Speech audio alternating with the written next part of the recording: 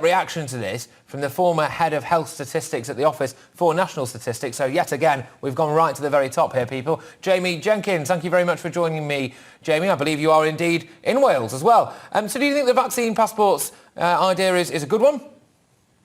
No, Patrick, I think it's a rather bonkers idea, to be honest with you, because let's just look at what Mark Drakeford has talked about in the past. Even he himself has said that he didn't think there was the role of government to introduce vaccine passports. And what these vaccine passports, I suppose the key question is, Patrick, what are they aiming to achieve? Now, first off, to start with, is we've got clear evidence, and I tweet about it daily, in terms of the effect of the vaccine on reducing hospitalisations and deaths. Quite clear that they have a great effect there. But what the vaccines don't do, and you can see that just by the rising cases since we've started the vaccine rollout of the Delta variant, is it doesn't stop people kind of catching the virus off other people. So it's probably going to put people into a false sense of security. So I'll just give you an example. So the people who are going to go clubbing in Wales are probably going to be the youngsters. So we know from an ONS study, what they do, Patrick, is they go out and test people for antibodies.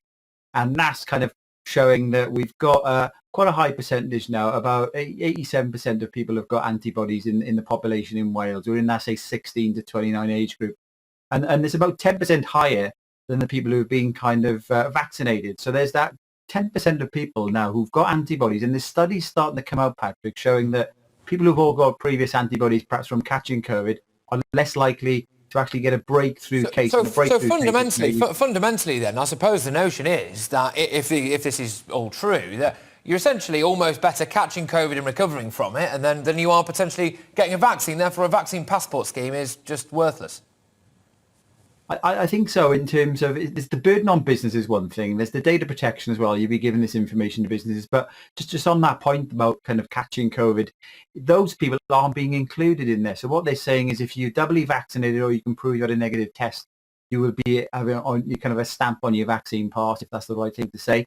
But if you've had COVID and you've got antibodies, they're not doing these tests. So if the purpose of this is to try and reduce the spread, surely they should be going down that road, Patrick. I think there's a glaring error in terms of how they're rolling this out. And as I say, in terms of the vaccine part, how is this going to be administered? We know Scotland are going to do it. At 1 o'clock in the morning, when you run a queue up to go into a nightclub, say in Wales or up in Wrexham in the north of the country, are they going to be, you're going to have a QR code, and is the bouncer then going to start checking, oh, is that you? Because you can just get your mates to send you an image of a QR code if they've already got one. So I'm not quite sure how they're planning on actually rolling this out as well.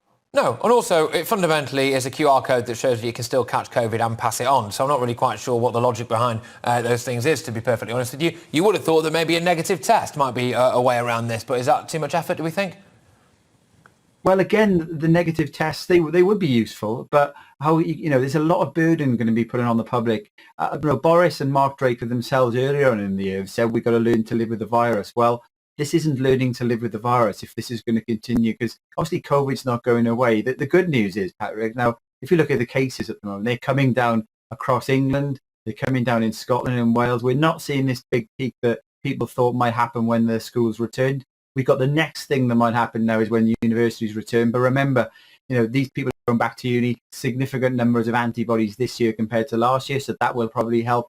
So we're not seeing the rising cases. And the bizarre thing with this vaccine passport rollout in Wales today, Patrick, is that they're planning on bringing them in when the modelers are saying cases would have already peaked. So, why are we bringing in these measures when things should be getting better according to the kind of the modelers? And we can have a big debate whether the models are right or wrong on this.